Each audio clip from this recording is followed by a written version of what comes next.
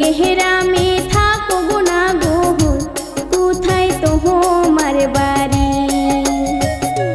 নামটি আমার ইব্রাহিম আলী, লক্ষ্মীপুরে বাড়ি। মাছ ধরিবার আইছি গো আমি, এই না নদীর ঘাটে।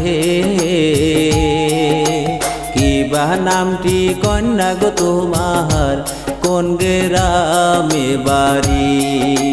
কিবা নামটি কন্যা গো তোমার, কোন গ্রামে বাড়ি?